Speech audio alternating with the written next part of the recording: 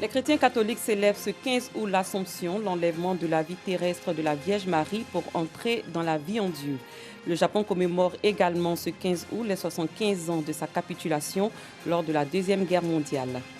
Bonsoir, merci de suivre le 19h sur RTI 2.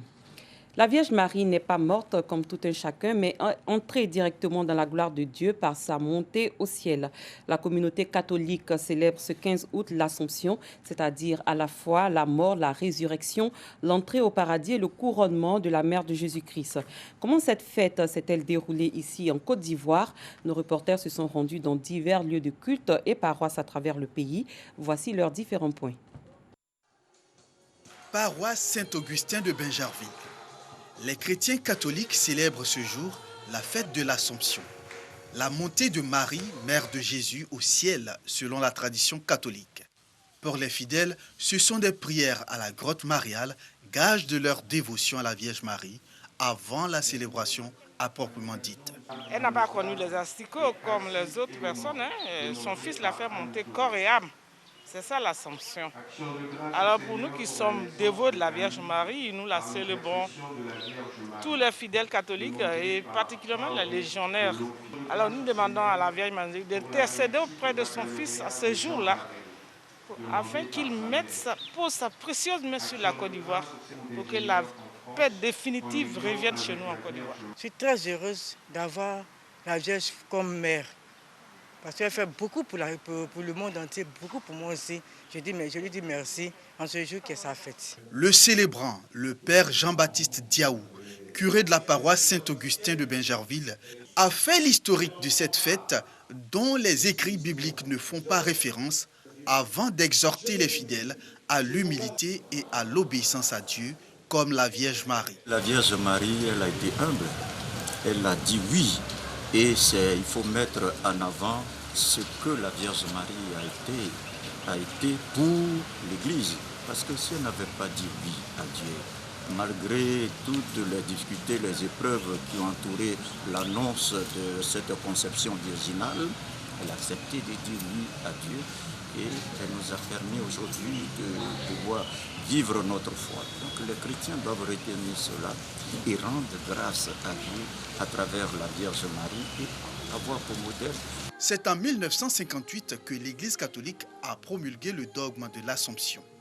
Depuis lors, les fidèles accourent vers les lieux où serait apparue la Vierge Marie à certains personnages pour des pèlerinages. Mais ces lieux n'ont pas connu de déferlement humain cette année avec la crise sanitaire du coronavirus. À l'association Notre-Dame de Salut, c'est une tradition de fêter dans la joie et la ferveur l'Assomption de la Vierge Marie.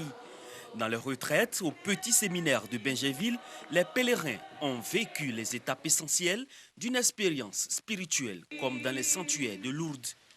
Point n'était besoin d'être physiquement présent ce 15 août en ce haut lieu marial pour méditer l'homélie suscitée par l'évangile tiré du livre de Luc. Son éminence, le cardinal Pietro Parolin, bras droit du pape François, présidait la célébration.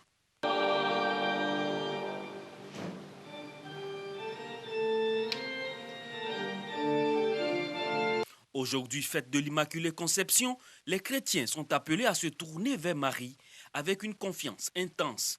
Marie donnée comme signe de consolation et d'espérance. On devait être à Lourdes normalement cette année pour vivre cette grande joie que le Christ par sa mère nous permet. À Lourdes, le message qu'elle donne, c'est d'aller nous laver et boire à la source. Cette source-là même qui nous purifie. Et c'est ce que nous faisons chaque année. Et cette année encore, nous l'avons fait sur place ici, par la grâce de Dieu. C'est la plus belle des fêtes, les fêtes de la Vierge Marie. C'est la fête d'une mère, les enfants qui honorent leur mère. Je sais que dans le calendrier, il y a un moment où les enfants célèbrent leur maman, la fête des mères. Mais la Vierge Marie, c'est la mère des mères. En ce sens que l'Église nous dit que c'est la mère de Dieu. Je suis l'Immaculée Conception, Le thème du 147e pèlerinage à Lourdes rappelle les mots que Bernadette a entendus à la grotte de Massabielle, de la bouche de cette belle dame qui se révélera être Marie. Entre engagement chrétien et désir de servir, l'association Notre-Dame de Salut a eu une pensée pour les malades. Les pèlerins membres ont remercié la Vierge Marie pour ses prières profondes en faveur de tous ceux qui souffrent, affligés, handicapés, personnes en détresse et malades. Des hommes et des femmes de ces conditions ont été visités à l'imitation du Christ. Et comme réponse à Marie, Marie conçue sans péché appelle et inspire le chrétien à ouvrir son cœur à toute détresse, développer les gestes de solidarité et d'accueil à l'égard des plus fragiles. De là-haut, elle intercède pour ses enfants parce qu'elle est la mère de l'humanité. Et c'est l'occasion pour nous aujourd'hui de prier pour nos proches, de prier pour nous-mêmes, de prier surtout pour notre très chère patrie, la Côte d'Ivoire, qui a plus que besoin d'elle. Malades, handicapés, personnes valides, tous témoignent de leur foi et de leur espérance, comme le veut le Seigneur. L'espérance de partager le royaume de Dieu dans une vie de grâce, une vie d'amour.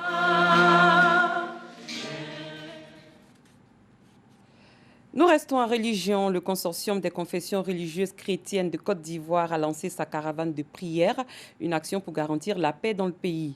La cérémonie s'est tenue ce jeudi à l'hôtel de ville du district d'Abidjan, Dangui Dangui.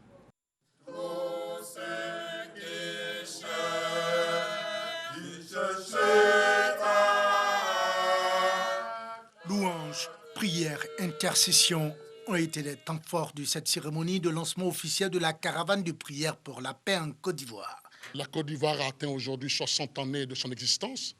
Nous supposons que 60 années équivaut à un âge de maturité, à un âge où on acquiert la sagesse, où on la transmet à la jeune génération, un âge qui nous permet donc d'être tranquilles, de vivre dans la quiétude, dans la paix, dans la tranquillité. Cette caravane de prière est une initiative du consortium des confessions religieuses chrétiennes de Côte d'Ivoire.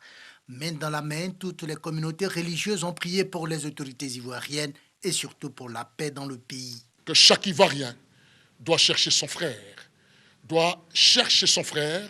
parce que je suis tenu d'avoir à mes côtés mon frère pour qu'on avance ensemble. Je suis tenu d'être le gardien de mon frère et mon frère doit veiller également sur moi. Parce que sans mon frère, je ne peux pas gagner la bataille, je ne peux pas aller loin. Cette caravane de prière, selon les responsables, va sillonner toutes les communes du district d'Abidjan pour parler de paix et de cohésion sociale en Côte d'Ivoire. Un autre lancement a eu lieu, celui du projet Saint-Antonius. Ce programme valorise les compétences de vie et l'éducation financière pour l'autonomisation économique des jeunes. 12 000 jeunes vont donc bénéficier de ce programme sur une période de 3 ans à partir de l'année 2020. C'est une initiative de l'APIF et de l'INADES Formation en collaboration avec le programme Éducation financière du ministère de l'Éducation nationale, de l'enseignement technique et de la formation professionnelle.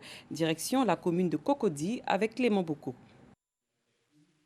De 2020 à 2023, 12 000 jeunes issus de toutes les couches de la société vont bénéficier d'un programme de formation dénommé Saint-Antonius. À l'initiative de ce projet, Aflatoon International, une organisation qui œuvre à l'amélioration des conditions de vie des jeunes. Il s'agit de donner des compétences et des connaissances nouvelles à nos jeunes, à nos enfants, pour qu'ils puissent désormais avoir un comportement plus responsable face aux questions d'argent. Et qu'ils apprennent à élaborer par exemple des business plans, qu'ils apprennent à monter de petites entreprises, qu'elles soient sociales ou financières, afin d'assurer leur propre autonomisation. Partie prenante à la mise en œuvre du projet, l'Agence de la promotion de l'inclusion financière, APIF, INADES Formation et le programme Éducation financière du ministère de l'Éducation nationale, de l'enseignement technique et de la formation professionnelle. Il s'agit d'éducation financière et nous savons que dans le monde rural, les besoins à la matière sont immenses en termes de connaissances, d'informations.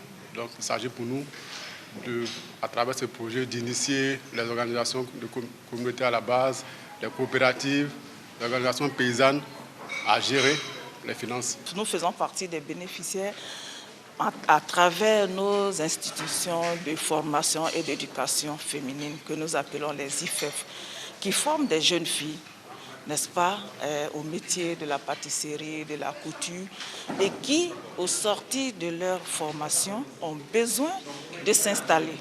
Et donc, pour nous, c'est un moyen très efficace qui vont leur permettre, ne serait-ce que dès le départ de leur formation, de pouvoir mettre un peu d'argent de côté à l'effet de pouvoir les aider, n'est-ce pas, à se prendre en charge au sortir de leur formation. Saint-Antonius va prendre en compte les jeunes de 14 à 20 ans, étudiants, apprentis en formation professionnelle, les jeunes en situation de vulnérabilité. Dans le domaine de l'éducation, les résultats du baccalauréat session 2020 ont été rendus publics. Récemment, le taux de réussite est de 40% cette année. À Boaké, joie et tristesse étaient au rendez-vous du côté des candidats et c'est ce que nous dit Djeneba Ouattara. Boaké Kafop, une ambiance inhabituelle. Dans la cour de cet établissement, parents, amis, connaissances et candidats attendent avec impatience les résultats du baccalauréat session 2020. Cette année, compte tenu de la crise sanitaire, de nouvelles dispositions sont prises pour la proclamation des résultats. Les élèves reçoivent individuellement et en main propre leur relevé de notes ou attestation de réussite. Dans cette atmosphère chargée d'émotions, les premiers résultats tombent. Pleurs, cris de joie, parades de moto et tristesse sont au rendez-vous. L'an passé, j'ai passé, ça n'a pas marché. Heureusement, cette année, ça a marché. La joie est un peu limitée du fait que mes amis n'ont pas eu. Et moi, personnellement, ça a marché. Deuxième centre visité, le lycée municipal d'Ibo Sunkalo. Aïcha Koulibaly vient d'obtenir le précieux sésame qui lui ouvre les portes de l'université aux grandes écoles du pays, à la grande joie de son père. Comme elle, Franck, tout découragé, n'a pas cette chance pour l'instant. Une erreur est constatée sur son relevé de notes. La récompense d'abord c'est pour elle et ensuite pour moi. Je suis fier. Il y a eu 174 points et ils m'ont mis absent en EPS. Or, s'il y a eu au moins plus en EPS, il peut repêcher. Il doit faire une réclamation. Dans cet établissement, le taux de réussite s'élève pour les séries A1, A2 et D, successivement à 42,5%, 48,6% et 44,4%. Des taux insatisfaisants pour les responsables du centre. Je ne suis pas entièrement satisfait, mais j'aurais bien voulu que tous mes enfants soient admis. Et moi, mon message pour eux, c'est de leur demander d'étudier, de travailler correctement, de croire en leurs possibilités, de croire en leurs chances. Le bac, c'est un examen très sérieux parce que c'est ce diplôme qui ouvre les portes de l'université. Cette année, le taux de réussite national est de 40,08% contre 41,23% en 2019. Parlons développement. La sous-préfecture de Morocco, dans le département de Tia-Salé, va bientôt bénéficier d'une usine de transformation de manioc. La pose de la première pierre de cette infrastructure a eu lieu samedi dernier en présence des élus, cadres et autorités administratives de l'Agné-Bitiassa. Kassoum Diarasouba, Jean-Marc Djadji.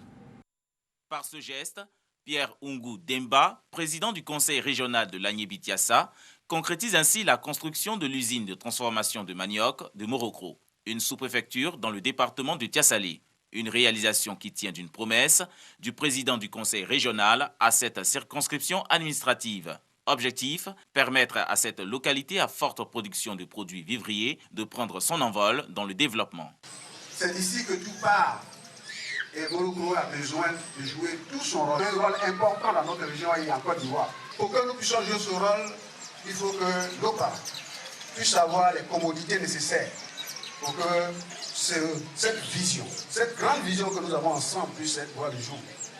Outre la pose de la première pierre, le centre de santé de la sous-préfecture reçoit les clés de son ambulance et plusieurs autres chantiers en cours de réalisation visités. Des actions de développement qui acquièrent l'adhésion des cadres, élus et autorités administratives. Je voudrais vous remercier pour tout ce que vous faites.